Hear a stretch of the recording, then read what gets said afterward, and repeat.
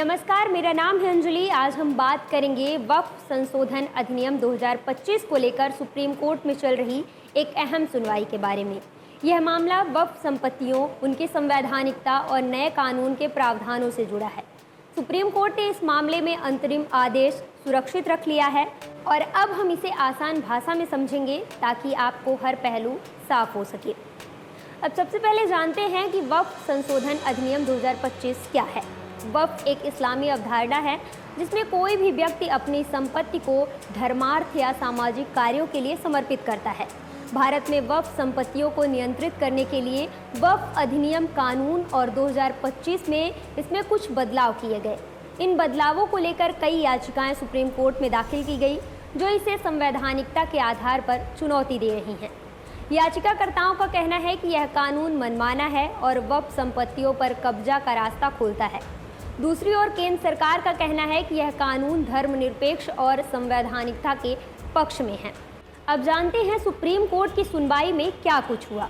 20 मई 2025 को शुरू हुई इस सुनवाई में सुप्रीम कोर्ट के मुख्य न्यायाधीश वी.आर. गवई, न्यायमूर्ति ऑगस्टीन जॉर्ज मसीह की बेंच इस सुनवाई में शामिल हुई। इन्होंने 3 दिनों तक दोनों पक्षों की दलीलें सुनी। याचिकाकर्ताओं की ओर से वरिष्ठ वकील कपिल सिब्बल, राजीव धवन, अभिषेक सिंघवी और हुजैफा अहमदी ने पैरवी की, जबकि केंद्र सरकार का पक्ष सॉलिसिटर जनरल तुषार मेहता ने रखा। सुनवाई के आखिरी दिन यानी गुरुवार को कोर्ट ने 3 प्रमुख मुद्दों पर आंतरिक आदेश सुरक्षित रख लिया।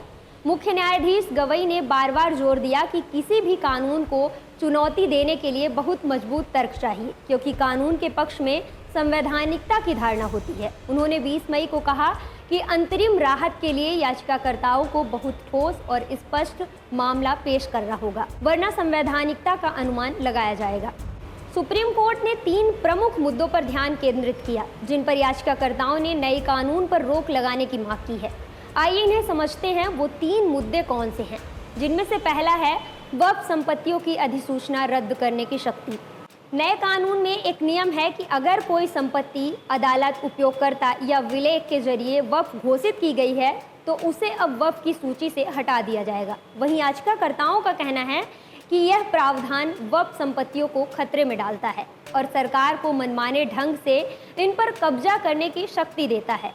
दूसरा है वक्फ बोर्ड और केंद्रित वक्फ परिषद की संरचना। याचिकाकर्ताओं ने सवाल उठाया है कि राज्य वक्फ बोर्डों और केंद्रित वक्फ परिषद में केवल मुस्लिम सदस्य ही होने चाहिए, सिवाय पदेन सदस्यों के। उनका तर्क है कि वक्फ एक इस्लामी अवधारणा है, इसलिए इसकी देखरेख सिर्फ मुसलमानों को ही करनी चाहिए। तीसरा है कलेक्टर की जांच और सरकारी भूमि का मुद्दा। कानून में एक और प्रावधान है जिसमें कहा गया है कि अगर कलेक्टर यह पाता है कि कोई संपत्ति सरकारी भूमि है तो उसे वक्फ संपत्ति नहीं माना जाएगा। याचिकाकर्ताओं का कहना है कि यह प्रावधान मनमाना है और इसमें प्रतीकात्मक निष्पक्षता की कमी है। अब जानते हैं कि याचिकाकर्ताओं की दलीलें क्या है, साथ ही कपिल सिब्बल और राजीव धवन ने क्या कुछ कहा। सिब्बल ने इस कानून को ऐतिहासिक, कानूनी और संवैधानिक सिद्धांतों से पूरी तरह अलग बताया। उनका कहना था कि यह कानून वक्फ संपत्तियों पर व्यवस्थित कब्जे का रास्ता खोलता है। सरकार यह तय नहीं कर सकती कि कौन से मुद्दे उठाए जा सकते हैं और कौन से नहीं। सिब्बल ने धारा 3C पर सवाल उठाया जिसमें संपत्ति के सरकारी या वक्फ होने का फैसला पहले से ही मुसलमानों के अधिकारों से छीना जा रहा है। उन्होंने कहा कि इस प्रक्रिया में कोई स्पष्ट नियम नहीं है कि यह निर्धारण कैसे होगा। वहीं राजीव धवन ने और जोरदार दलील दी। उन्होंने कहा कि इस कानून ने वक्फ की अवधारणा को ही खत्म कर दिया है। उनका कहना था कि यह कानून संविधान के अनुच्छेद 25 और 26 का उल्लंघन करता है, जो व्यक्तिगत और संस्थागत धार्मिक स्वतंत्रता की गारंटी देते हैं। धवन ने आगे यह भी कहा कि उपयोगकर्ता द्वारा वक्फ को कानून ने मान्यता दी है, ना कि बनाया है, इसलिए इसे छीनना गलत है। कानून स्वामी की तरह काम नहीं कर सकता। सॉलिसिटर जनरल तुषार मेहता ने कानून का जोरदार बचाव किया। उन्होंने कहा कि वक्फ एक धर्मनिरपेक्ष अवधारणा है और इसे संवैधानिकता की धारणा के आधार पर रोका नहीं जा सकता। केंद्र का तर्क था कि वक्फ एक इस्लामी अवधारणा है, लेकिन इस्लाम का अनिवार्य हिस्सा नहीं। मेहता ने कोर्ट से आग्रह किया कि विधायिका द्वारा पारित कानून पर जल्दबाजी में रोक न लगाई जाए। उन्होंने आगे यह भी कहा कि केवल इसलिए कि इस पर तर्क दिया जा सकता है, कानून को रोकना उचित नहीं है।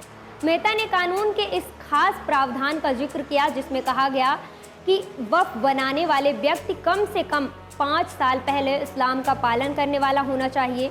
उनका कहना था कि यह शर्त धोखाधड़ी वाले वक्फ को रोकने के लिए जरूरी है और इसका मकसद वास्तविक धार्मिक और अभिव्यक्ति को रोकना नहीं है। मेहता ने पूछा कि अगर कोई हिंदू धर्मार्थ संस्था बनाना चाहता है तो वह वक्फ का इस्तेमाल क्यों करे। उन्होंने स्पष्ट किया कि गैर मुस्लिम वक्फ को दान दे सकते हैं लेकिन उसे बना नहीं सकते। आदिवासी भूमि का मुद्दा। कानून में एक प्रावधान है जो अनुसूचित क्षेत्रों में आदिवासी भूमि को वक्फ से बाहर रखता है। मेहता ने कहा कि अनुसूचित जनजातियां संवैधानिक रूप से संरक्षित वर्ग हैं और यह प्रावधान उनकी स्थिति का सम्मान करता है। कोर्ट ने सवाल उठाया कि क्या धार्मिक पहचान सांस्कृतिक सुरक्षा को खत्म कर सकती है, खासकर अगर आदिवासी भूमि पर वक्फ संपत्तियां बनाई गई हों। मेहता ने जवाब दिया कि वक्फ अल्लाह के लिए होता है और इसे वापस नहीं लिया जा सकता, लेकिन अगर बाद में इसे असंवैधानिक पाया जाता है तो इसे रद्द किया जा सकता है। सुप्रीम कोर्ट ने तीनों मुद्दों पर अंतरिम आदेश सुरक्षित रख लिया है। इसका मतलब है कि कोर्ट जल्द ही यह तय करेगा कि क्या नए कानून पर रोक लगाई जाए या नहीं। यह मामला संवैधानिकता और धार्मिक स्वतंत्रता और संपत्ति के अधिकारों के बीच एक जटिल संतुलन का है। अब देखना होगा कि वक्फ को लेकर कोर्ट का अगला कदम क्या होगा। आपको ये जानकारी कैसी लगी, हमें कमेंट सेक्शन में ज़रूर बताइएगा। शुक्रिया।